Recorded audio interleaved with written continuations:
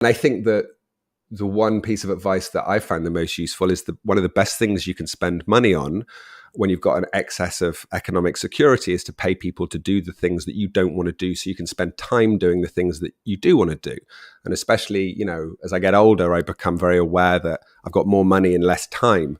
And so the trade-offs become different, like the equations are different. So, rewinding back to, let's imagine the most ferocious entrepreneurial capitalist that you can possibly think of. I don't believe that person doesn't want to be happy as much as a human can be happy, which is, let's say, if you can be happy 30% of the time, you're doing really, really well, So I think that a lot of people get so in the habit of trying to accumulate success, mostly in the form of money, but also in the form of, prestige and that sort of two-dimensional shallow status we talked about. And then they get to a point where they've filled the bucket up, right? And now they could be trading the chips in to fill up one of the other buckets, but they forgot why they started filling the bucket in the first place. And they're really good at filling the bucket. They're really good at making money. They're really good at playing that game. And they forgot why they started. So they just keep kind of playing the game and they grind on. And the analogy I like is sort of like a poker player that's so good at poker that they're sitting alone in the casino at 2:00 in the morning, winning more and more and more money, but not really thinking about, the life that could be lived out there in the big wide world.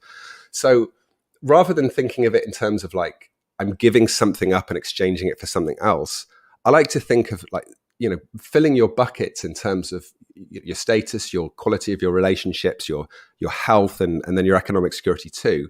Like you can fill all of those and be the most secular, non-spiritual, selfish, ferocious capitalist ever, but just have a healthy, science-based view about the fact that those are the buckets that if you want to like be mentally well and feel good about life most of the time, or at least a third of the time, then you need to fill those buckets up because you've inherited this Homo sapien brain that evolved in these hunter-gatherer groups of about 150 people for 150,000 years. And so you can choose the meaning of your own life in the same way that you can choose what you eat.